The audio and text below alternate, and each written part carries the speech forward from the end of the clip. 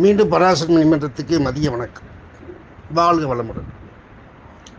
இந்த ராகுடைய நிலைப்பாடை நாம் 19வது வருஷம் 2019 நாம் அதிகமாக தெரிஞ்சுக்கிட்டோம். ஏன் இந்த மூச்சு காற்று சுவாச காற்றுக்கு ராகு அதிபதி ஆகிறார். இந்த சுவாச காற்று காலபுருஷனி 3ஆம் வீட்டில் திருவாதிரை சிவன் தான் நம்முடைய உயிர். இந்த சுவாச காற்று நாம் மூச்சு விட்டு வெளியே விடுறது எல்லாமே ராகுடைய இயக்கம்தான். நாம் சந்திர கலை சூரிய கலைன்னு எடுக்கிறோம். இந்த சூரியகளில் ராகு வருவார், சந்திரகலையில் கேது வருவார்.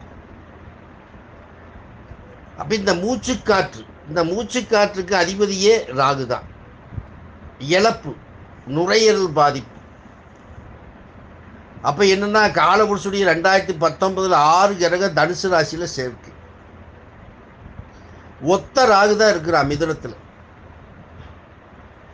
அப்போ காலபுருஷனுடைய 3ஆம் வீடு காற்று ராசியில் மிதுனத்தில் ஒத்த ராகு. ராகு எப்பவுமே காற்று நிலையில் தான் இருப்பார்.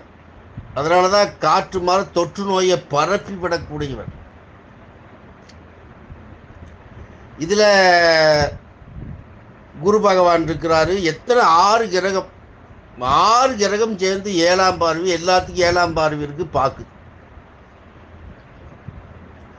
குரு பார்த்தா கோடி நன்மைட்டோம். குருனுடைய பார்வை எந்த பாதகத்தையும் செய்யாதுங்கிறோம். ஆனால் குரு மிதுனத்தை பார்த்தா அதை வலுப்படுத்துவார். அந்த காரகத்தை கெடுக்கிறதுக்கு வலுப்படுத்துவார். அதனால குருனுடைய பார்வை அங்கே உழுகுது. அதான் ராகுனுடைய பிரம்மாண்டத்தை தன்னை காட்டினா உலகத்தில். 35 ஆண்டு ராகு காலம்தான் இப்போ ஓடிட்டு இருக்கு. கலியுகத்தில் 35 வருஷம் இனி ராகு காலம்தான் ஓடிட்டு இருக்கு. அந்த ராகு காலத்தில் தான் கொரோனா காலம் வந்தது. இதுதான் அறிகுறி. நமக்கு ஒரு ஜோதிடனாக இருக்கிறவன் கண்டுபிடிச்சிக்கலாம். ராகு அதனுடைய நிலைப்பாட்டு எடுக்கும் பொழுது ஒரு மூச்சு காற்று சுவாச காற்றுனால தான் மூக்கையெல்லாம் மூட வச்சா, தொற்று நோய் பரவக்கூடாது. எல்லாத்துக்கும் மூக்குக்கு கடிவாளம் போட்டவன் ராகு. எப்படிங்க நன்மை சொல்லுவான்? கொத்து கொத்தான மரணங்களை கொடுப்பவன். கொத்து கொத்தான மரணங்களை கொடுத்தான். நடு ரோட்டில் ஹாஸ்பிட்டலில் இடம் இல்லை, சுடுகாட்டில் இடம் இல்லை, நடு ரோட்டில் போட்டு பணத்தை காவ காத்துட்டு இருந்த உறவு முறைகள். எத்தனை கண்ணீர்கள் இன்றும் தீராத வலிவேதனையை அனுபவித்துக் கொண்டிருக்கிறார்கள். கொரோனா காலத்திலிருந்து இன்றும் ஒத்த ராகு இந்த உலகத்தையே ஆட்டி படைச்சான். அதான் ராகுனுடைய காலம்தான் இப்போ ஓடுது. அதனால தான் இந்த ராகுனுடைய காலத்தில் தான் கொரோனா காலம் பரவுச்சு. இந்த தொற்று நோய் உருவாகுச்சு. தொற்று நோய் உருவாக்கி நல்ல திசை நடக்கிற ராஜாவும் சரி, நல்ல திசை நடக்கிற மந்திரியும் சரி, கடைக்கோடியில் இருக்கிற பிச்சைக்காரனும் சரி, தொழு நோயாளியும் சரி, எல்லாத்துக்கும் லாக்டவுன், எல்லாத்துக்கும் சிறைச்சாலை மாதிரி போட்டு வச்சான், எல்லாத்துக்கும் முகமூடி போட வச்சான். இங்கே ஏற்றதாழ்வே இல்லை. நீ முகமூடி போடணும், நான் போடக்கூடாதுங்கிறது ராகு யாருக்கு நிலைப்பாட்டில் ஒரே மாதிரி எல்லாத்தையும் உட்கார வச்சான். வீட்டுக்குள்ளேயே உட்கார வச்சு சிறைச்சாலை பண்ணினாரே. அப்போ எங்கே போச்சு நல்ல ஜாதகம், கெட்ட ஜாதகம், நல்ல நட்சத்திரம், கெட்ட நட்சத்திரமெல்லாம் நாம் யோசனை பண்ணுறோமா? வாடிக்கையாளருக்கு வழிகாட்டக்கூடிய ஜோதனே சிறைச்சாலையில் தான் ராகுனுடைய பிடியில் தான் இருந்தான். அப்போ எப்படி ராகு நல்லதை செய்வார்? அந்த திசா காலங்கள் சுபகிரகத்துடைய திசைகளில் ராகுனுடைய புத்தி ஏதாவது நல்ல திசை நட்சத்திரத்தில் சுப நட்சத்திரம் இருந்தால் அதை நல்லது செய்யும். சுக்கரனுடைய நட்சத்திரத்தில் ராகுனுடைய புத்தி வரும். ஆரம்ப காலத்தில் தூக்கி கொடுத்து விளையாடுவான். பிற்காலத்தில் வலிவேதனையும் அறுவை சிகிச்சையும் மரணத்துக்கு ஒப்பான கண்டத்தையும் கொடுப்பான். கொடுத்து புடுங்கிறதுல ராகு காட்ட வில்லன் யாருமே இல்லை. கொடுத்து புடுங்கிறதுல ராகு தான் மெயின்.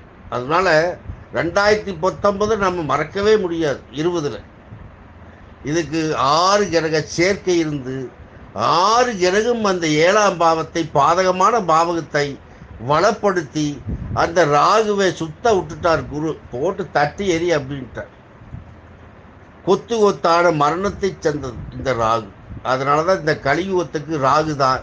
இனி என்னென்ன வரப்போகிறது என்பதை இந்த 2024 ஏன் ராகு வந்து மீன ராசியிலிருந்து உத்திரட்டாதி நட்சத்திரத்தில் பிரயாணம் பண்ணுற காலத்தில் எந்த புயல் சேதம் உருவாகுது, எந்த நகரமெல்லாம் அழிய போகுதுங்கிறதை நாம் நிலைநாட்டுவோம் என்பதை இன்று பொறுத்திருந்து பார்ப்போம் இந்த ராகனுடைய விளையாட்டை.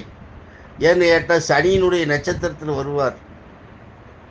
உத்திரட்டாதியில் வரும்போது இந்த சனி தலைவிரித்து ஆடும். ராகும் சனி பகவான் தலைவிரித்து ஆடுவார்கள். புயல், சுனாமி, கடற்கரை ஓரங்களில் வெள்ளச்சீற்றம், இத்தனை நீ சித்திரை, வைகாசி, ஆணிக்குள்ளே அது நடக்கிறதுக்கு வாய்ப்பு இருக்கு. இப்போ 2ஆம் பாதத்தில் போயிட்டு இருக்கிறார்.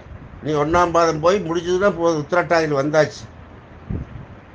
அப்போ ராகு பகவான் உத்திரட்டாதியில் வரும்போது அவருடைய விளையாட்டை பாருங்க. அப்போ ராகு எதை கொடுப்பாரு? நட்சத்திரம் வேணால் நாம் அழகாக சொல்கிறோம், சிவனுடைய நட்சத்திரம், பெருமானுடைய நட்சத்திரம், யமனுடைய நட்சத்திரம் எல்லாம் சொல்லிக்கிறோம். ஆனால் இதனால மக்களுக்கு என்ன புண்ணியம் இல்லை. அப்படி ராகு இதனுடைய நிலைப்பாடு இதுதான், ஏற்ற இறக்கம். அப்படின்னா கொடுத்து புடுங்கிறவர் ராகு.